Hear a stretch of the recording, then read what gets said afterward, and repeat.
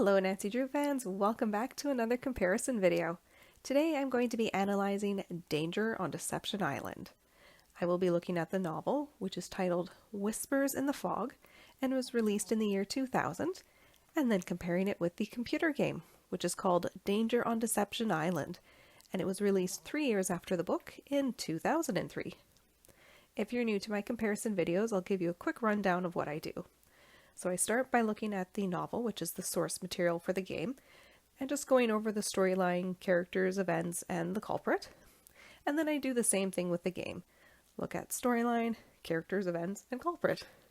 And after I've done that, I then do an actual comparison between elements from both the book and the game. For instance, what of the storyline has been changed and what's stayed the same for characters, how the ending is, and so on. So without further ado, let's begin. So I'm starting with the novel, which is book number 153 of the Nancy Drew Mystery Stories, and it's called Whispers in the Fog, which is such a great title. I love it. So in this story, we have Nancy, George, Bess, and Ed, and they've been invited by George's friend Katie Firestone for a visit in a small community called Seabreak, which is in California near San Francisco. And it's a bit of a vacation to spend time sea kayaking and doing some whale watching. So while they're there, they do a little bicycle tour in their first evening, and they return to Katie's house, and they discover that her boat has been vandalized. So this is the instigator for the mystery for Nancy.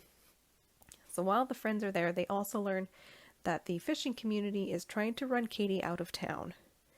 Katie is not a native to the community. She's only been there for about 5 years. So she's kind of an outsider, and they don't appreciate the whale watching business. They sort of feel that it interferes with their fishing business. And then on the flip side of this, Katie also has competition in the form of Andy Jason, who runs his own whale watching company, and he is trying quite hard to convince her to close up her own business so that he can hire her. He doesn't really want her having her own separate business. So as we go along through the story, various things occur, including Nancy being stalked on a few occasions, and the bicycle that Bess rides, which happens to be Katie's, is sabotaged. It falls apart mid-ride, and Bess is the unintended victim of this. It had been intended for Katie, but Bess wound up riding her bike instead. So we've got all these really difficult things happening in the community, from the community, targeting Katie. So the characters we have include obviously Katie Firestone, who has invited this group of friends for a visit. Holt Scotto, who is a fisherman and is very vocal about how much he dislikes Katie and her business. Jenna Devlin, who is a friend of Katie and is a champion sea kayaker. Andy Jason, who I've already mentioned, runs his own whale watching company. And then Joan Kim, who comes into town because she is aware of the dislike of these whale watching companies, and she says that she can help out the town with running them out of business, and she claims to have had success in doing so in the past. So as the story goes along, we have quite a few different instances of sabotage or just evil doing, and we have more than one perpetrator. So there's not just a single culprit in this book, there's more than one. So we have first Holt, who follows Nancy and Bess rather viciously in her car, and they're able to drive off, and Holt sort of leaves. He winds up parking down at this lighthouse, and the girls wind up parking there as well, not for the purpose necessarily of following Holt, but they decide to scope out this lighthouse, and then he locks them in. So there's a series of incidents where Holt is sort of our culprit. And then later on, Nancy, Ned, and Bess are investigating Joan because they know something's a bit suspicious about her property and business, and she winds up kidnapping them. And so she's got some pretty horrific things that she's doing, which I'll discuss further in a little while. But so she's a culprit in that regard, kidnapping the trio, and also running an illegal business. And then finally there's Jenna, who is the saboteur. She's the one who's ruining Katie's equipment, and that's out of jealousy. And again, I'll dive into that a little bit more later on. So that is the scope basically of the novel. Nancy and her friends are invited to Seabreak, where this friend is really being hounded by her community, is not feeling welcome, and there's been a lot of sabotage. So with that, I'll then move on to the computer game. So this is game number 9 of the Nancy Drew Adventure series, which again is called Danger on Deception Island. In this story, we have Nancy, who's invited to Snake Horse Harbor for a holiday by George's friend Katie Firestone, who owns a whale watching company. Upon Nancy's arrival, they discover that Katie's boat has been ransacked. So there again, we have sort of the thing that initiates a mystery for Nancy. Along with this, there is a lone orca that has been spotted in the channel, and the community is sort of at odds as to what to do about this orca, and there's conflict. There's a question of, do they leave the orca alone? Do they return her to her pod? Or should she be sent to a research facility to be monitored and checked to ensure that she's not sick? So there's a lot of disagreement in the community as far as what to do about this orca. And then Nancy also winds up finding these messages and riddles from, shall we say, a nutty recluse, which leads her into sort of this other mystery that ties in the end with the orphaned orca. So the characters in the game include Katie Firestone. Once again, this is the friend who has invited Nancy for a holiday. Holt Scotto, who is a fisherman and is running for harbor master. Jenna Devlin, who runs the Hot Kettle Cafe. Andy Jason, who owns Whale World, which is a museum and whale watching company. And Hilda Swenson, who is the aforementioned nutty recluse and former mayor of Snake Horse Harbor. So as we play through the game, we discover one culprit, and that's Andy, and he and his friends have been using the orca to retrieve sunken cargo. They've trained her to bring up these crates. And on top of that, they're also responsible for some burglaries that occur in the community. So there is the computer game in a nutshell. Nancy's invited to Snake Horse Harbor. There's a mystery surrounding this lone orca, some sabotage toward Katie's equipment, and these strange messages and bottles from Hilda Swenson. So now that I've looked at those two elements on their own, I can begin comparing. So the very first thing I'd like to look at is the title. So this game is the second one where the title doesn't actually match a book. The first one was Ghost Dogs of Moon Lake because it's taken from 2 different stories. So now this one we have the novel, which was titled Whispers in the Fog, which I think is a really great title, and then the game, which was changed to Danger on Deception Island. And I'm very curious as to why Hearn Interactive chose not to use Whispers in the Fog as the title for the game. I think it's a great title. To me, it's very intriguing and enticing and very suitable for the story. And that's not to say that Danger on Deception Island isn't a good title. It really is, and I like the alliteration of it. But I'm simply curious as to what led to the change in name. So next, I'd like to discuss the storyline. So the elements that are the same between book and game is that Nancy's been invited by Katie Firestone. Her whale watching boat has been vandalized, and there's a young whale that's been found. So that's sort of in general terms what's the same. More specifically, relating to the storyline of the book, Nancy's with her friends. So she's come down with George, Bess, and Ned, and they're there primarily to do kayaking, because that's really what Katie's strength is. She runs a whale watching tour, but she's a champion sea kayaker. And she is there to do some training with her friends. And she and George know each other from having done these activities in the past, so they make it a group activity where all of them are going to do some of this training. And in addition to that, the whale in the story is found sort of in a hidden area and doesn't come into the story until quite late. So the whale is not a prominent figure in the book. In the game, however, the lone orca sort of comes up immediately. It's what the story revolves around in many ways. So that's quite different. In addition to that, Nancy visits Katie on her own. She's not with her friends. And the focus is more on the whale watching aspect, not so much the kayaking. Nancy certainly does some kayaking, but on her own. It's not a group activity like it is in the book. So there's sort of where we have some differences in the storyline. The third element to look at is the location.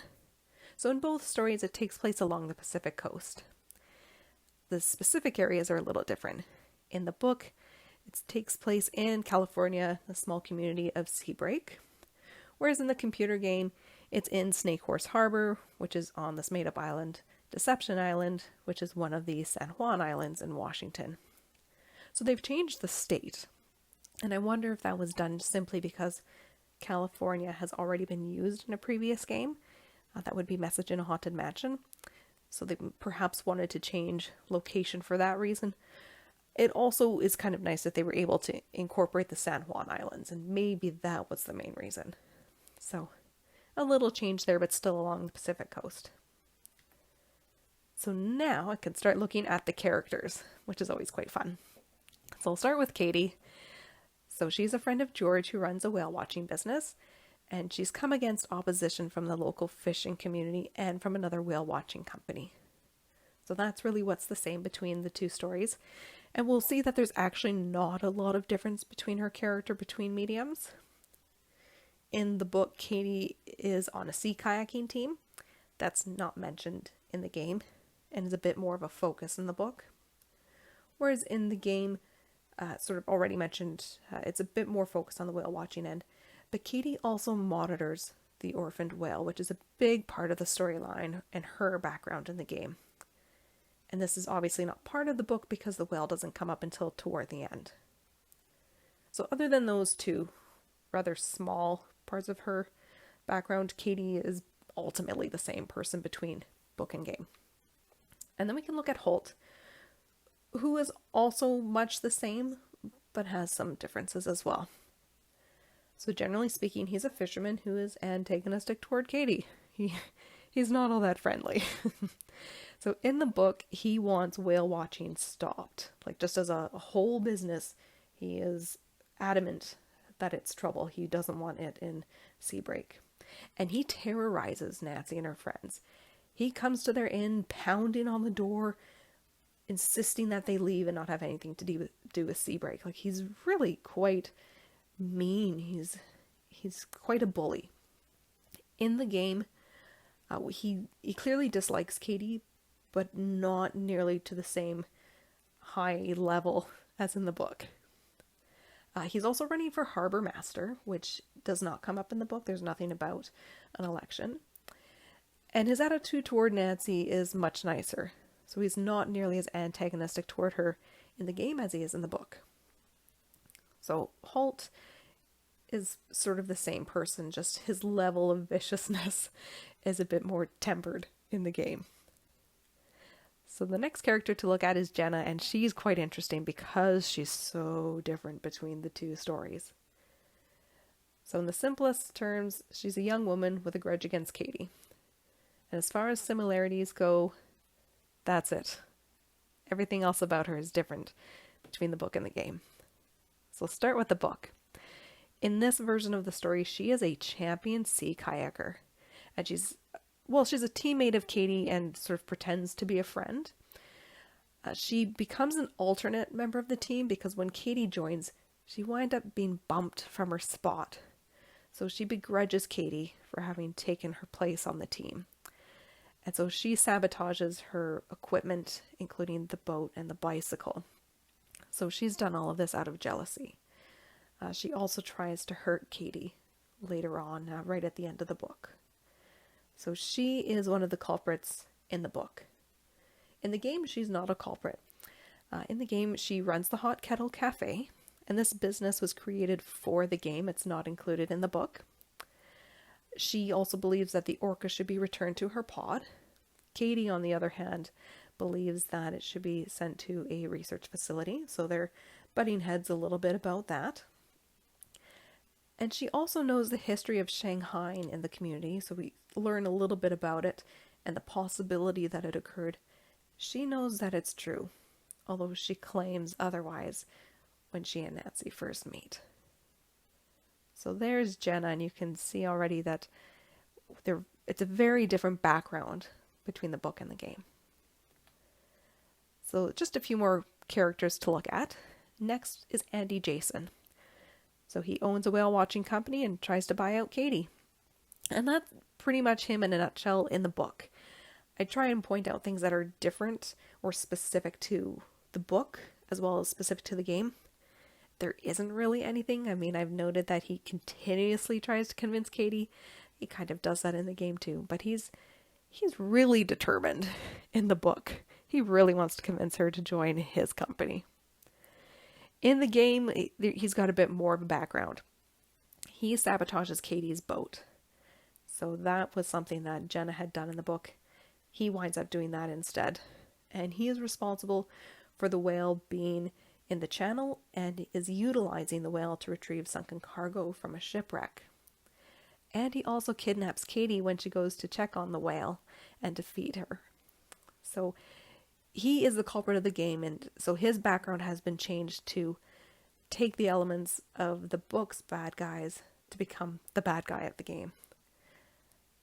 So sort of his personality is the same, but what he does is different in the game. Next we have Joan. So she's only in the book. She's not in the game in any capacity, and there's no one who really fills her slot. Her role isn't substituted by another character. So in the book, as already mentioned, she tries to run these businesses out of communities. She claims she's been able to do it before. Now what we learn is that she has a legitimate business, but she runs illegal activities through it. And Nancy and her friends discover this. They wind up getting sort of caught in a bit of a current. They go through the sea cave and wind up at this property that she owns that had they not gone through the sea cave, they wouldn't have found it. It's really well hidden. You can't see it from land, and you can't really see it from the ocean either. And at this property, they find a holding pool with this whale in it. And they don't specify what type of whale it is, be it an orca or a different species. All they've noted is that it's a whale calf who sounds like it's in distress. So on another day, Nancy and her friends go to investigate. In so doing, they wind up kidnapped by Joan and her crew, and they are going to leave them in a dangerous country. It's quite horrendous. She's a horrendous person. On top of that, the whole point of having this calf is she's sort of taken it, kidnapped it, if you will, from the ocean so that she can sell it to an international buyer. This is one of her illegal activities. And so she's one of the culprits of the book.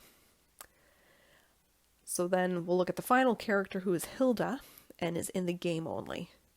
She's the former mayor of Snake Horse Harbor, and she wound up leaving the community once her husband had passed away. But before his death, the two of them had collected a lot of information about a figure named Benjamin Hawkins. Not to be confused with the real-life figure, there was someone named Benjamin Hawkins, but he does not sound like the one depicted in the game. Two very different people. So when she left Snake Horse Harbor, she had sort of abandoned everything, left everything at home to make it look like she was really losing her mind, and she came to regret that because she left this research behind about Benjamin Hawkins, and someone has found it and is using it for nefarious reasons. So in pretending to be frail of mind, I mean, she's really quite sharp, but she leaves these messages in bottles hoping that someone who's also quite sharp will realize that there's something going on here, and Hilda's able to enlist this person's help to figure out who's causing trouble in Snake Horse Harbor. So it's kind of this neat additional storyline that is not in the book. So moving away from the characters, I'll now look at the endings. So in the book, we have Nancy, Bess, and Ned who are investigating this holding pool that they'd found the day before, in which the whale calf was found. And they're approaching this harbor where Joan Kim has her freighter. But as they're approaching, some of Joan's crew climb aboard the vessel that Nancy and her friends are on and capture them. luckily for Nancy, because she suspected that something wasn't right about this business, she'd alerted the Coast Guard before they left. And while she and her friends eventually escape the room they're caught in, and Nancy just barely gets away from Joan at one point, the Coast Guard arrives and ultimately saves them. So that's how the story involving Joan wraps up. But Nancy later realizes that Joan didn't cop to doing the damage to Katie's boat or to the bicycle. And she realizes that Jenna is the person responsible. So she rushes over to her. Katie and Jenna are doing a workout together and just barely manages to save her life. Jenna's just about to whack her with a giant tree branch. But Nancy and her friends get there on time. Jenna briefly runs away and realizes, she's stuck, she's cornered.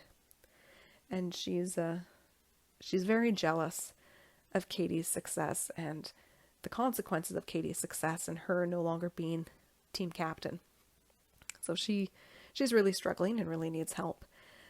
But that's sort of the ending, or not sort of, but that is the ending to the book. So these different motivations, these different crimes that are occurring with different or multiple culprits. Then if we look at the game, it's totally different. So Nancy goes to look for Katie, who has fixed her boat, but she's left the harbor. And Nancy is quite suspicious that Katie might be the one behind the orca's appearance. This is because she's found a pair of Katie's work gloves near some of the cargo that had been brought up by the whale and the baddies. Nancy winds up sneaking onto this giant freighter where Katie winds up being held captive, and Nancy then discovers that Andy is the actual culprit. In the end, she outwits Andy. She throws an air tank over to the orca, who then bonks it back, and it whacks Andy in the face. And then, once again, the Coast Guard arrives and saves the day. So 2 very different endings, and that's partly because the storylines are actually quite different in one respect. And then the last thing to look at is the orca and the smuggling. So this is quite unique to the game, and I thought it was important to discuss on its own. And this is because the orca plays a key role in the game. In the book, as I've said, the whale doesn't come up till the end. It's not a central part of the story, whereas in the game it really is. So she is used to cover up this act of retrieving sunken cargo from the SS Whitechapel Dawn, which sunk many years ago. And it held smuggled animal furs, and that's what's being retrieved in these dives. So this plot also opens up the story to the history of Shanghai, which also is not noted in the book. But it's nice that it's discussed, albeit briefly, in the game, because it is a real thing that happened. And it also ties in the burglaries that takes place, which happened in the book as well, albeit it's also mentioned very briefly. So now just to conclude. So her interactive computer game does share much of the same storyline as the novel. So again, just in general terms, Nancy's invited to this seaside community by Katie Firestone, who's had vandalism done to her boat, and there's a whale that, is involved to some degree in the story. The majority of the characters are the same, with one difference. There's Joan Kim, who's in the book but not the game, and Hilda Swenson, who's not in the game but is not in the book but is in the game. So just one character who's sort of swapped between the mediums. And there are shared events, so the burglaries, both mentioned briefly in the book and game, the sabotage done to Katie's boat, and Holt at the lighthouse. So I've already mentioned that Holt locks Nancy and Bess in the lighthouse. In the computer game, Nancy's approaching the lighthouse and he sees her and kind of runs her off and kind of yells at her for trespassing. So the circumstances are a bit different, but there's still this event in which Holt is present at the lighthouse with Nancy. And there are also many storyline changes, even though the basis is the same. So this is things like the kayaking element being quite different. It's featured prominently in the book, as a group activity and big part of Katie's background, whereas in the game, Nancy kayaks on her own, but it's not the reason that Nancy's in Snake Horse Harbor. We also have Jenna's background, which is entirely different, which includes being part of a champion sea kayaking team rather than owning this company or this cafe that her Aunt Iris had given to her. The story of the orca, completely different. A whale of some sort in the book, mentioned at the end, whereas it is what the focus is of the game, and then the culprits, because the book has a bunch of culprits. The game only has Andy as a culprit, and Andy's not even a culprit in the original story. So quite a few differences, even with many similar elements. So both stories I think are very strong and enjoyable. I quite like them. I think her interactive interpretation of the original story is really well done, even though it has many changes. I think the company picked a fantastic book to base this game on. So that is the comparison for Danger on Deception Island, or if we're looking at the book, Whispers in the Fog. Again, I think this is a wonderful game and a wonderful story. I've said that quite often I don't enjoy the book as much as I enjoy the game. That is not the case with this one. I think the book really stands out on its own and is a great story. And so is the game. I think the game's great. There are enough differences that I don't feel like I'm missing the elements of the game from the book because they're different. I do wonder what a game would have looked like if her interactive had stuck with focusing on kayaking. I think that would have made a very interesting game. I would like to think that people would have enjoyed it. And again, I'm curious as to why the title was changed. But these changes, I think, were all really good. I don't think the story suffered in any way. I also really liked that her interactive thought to focus on an orca and marine life and having the whale world building, because that's not part of the book. You don't actually go into any marine center. So I thought that was a great learning opportunity for us as participants in the game. And these are very real topics, being someone who lives in British Columbia and seeing on the news stories about the southern resident killer whales and the threats to their species. This is a game that really hits home for me and is certainly relatable, very real. It's not, it's not entirely fictional. So that is where I'm going to end this video. Thank you very much for watching and listening. The next ones I will do will be for The Secret of Shadow Ranch, which I'm looking forward to doing. Probably won't be for a couple weeks, perhaps a month. I'm waiting for summer to properly hit. I want there to be a day where it's 30 degrees and I want to stay inside just to be relieved from the heat, but it feels like I'm in Arizona, and that'll be the day that I play The Secret of Shadow Ranch. So I'm really looking forward to doing that in hopefully the near future. Thank you again for your time, and have a great day, everyone. Bye-bye now.